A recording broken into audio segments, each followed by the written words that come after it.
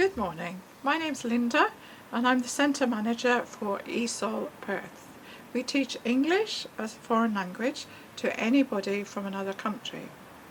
A lot of our students are asylum seekers, a lot of our students come from Ukraine, and we have many other students from about 15 to 20 other countries across the world.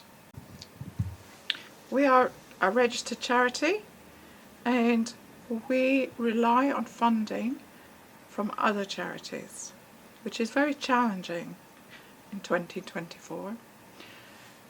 So we don't have the funding to pay a lot of tutors. We have some paid tutors, but a lot of our teaching is delivered by volunteers. And this interview today is to ask you if you could possibly consider volunteering, even if only just for 1 hour a week, to help us here at ESOLPERTH.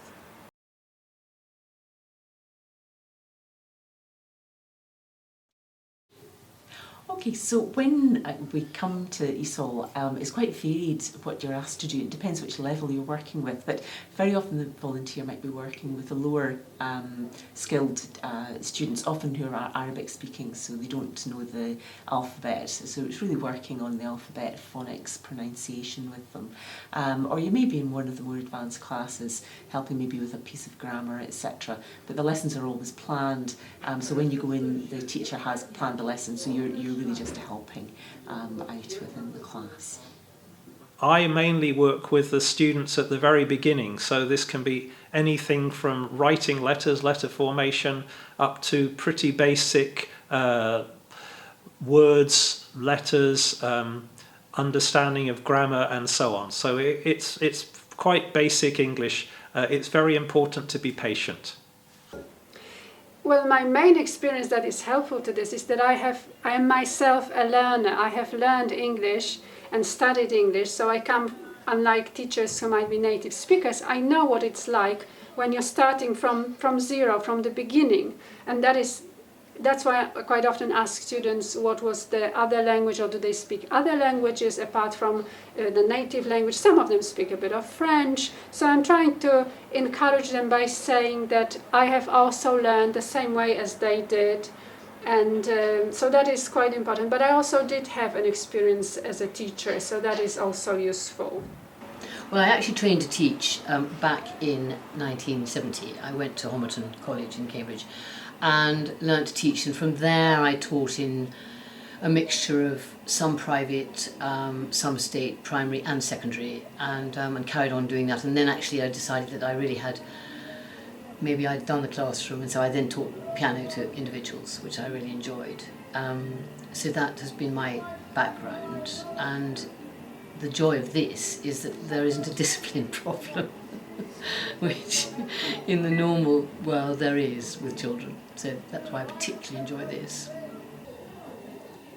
I found volunteering really rewarding for me. It's allowed me to meet people I wouldn't have otherwise met. I like meeting people, I like talking with people, and I've certainly learned a lot by speaking with the people at ESOL. I've learned a lot about their culture, I've learned a lot about the things that interest them and the issues that have arisen with them living in Scotland, and I've really enjoyed that. It's been a great privilege for me really to come and speak to people from other countries and other cultures. I mean, partly why I volunteered was because I know from being in countries where I can't speak the language, even just on holiday, to suddenly be living in a country where hardly anybody speaks your first language is very difficult. And so from that aspect, you know, feeling that I'm making a very small difference to somebody's life is rewarding, but also it's helped me realise how difficult a subject English is, and it's actually personally rewarding from that point of view as well. I think consistency and continuity in teaching is very important, but I think I'm too old to do 4 days a week. But no, I find it's interesting on a professional level, but also on a personal level, and a new outlook on life, which is very important. Yeah. Yeah, we have to be flexible, and you're bringing together people of different nations, different cultures, and they have so much to share with each other, and we have so much to learn from each other. Exactly. And a lot of times, we are meant to be the tutors, and we are the ones that are learning. Yes, we are learning.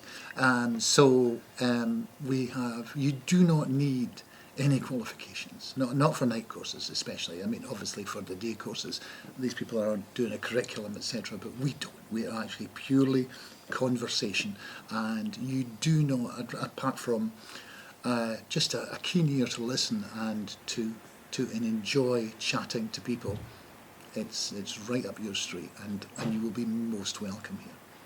Okay. Yeah, that's one of the things that I want to include. I'm an artist teacher, and also my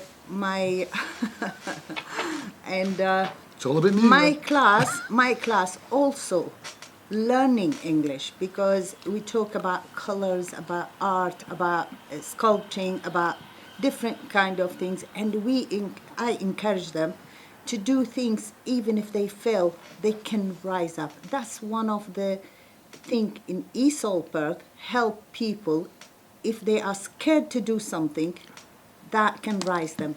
So my art also rise people to make them feel more confident. Thank you. Thank you for watching.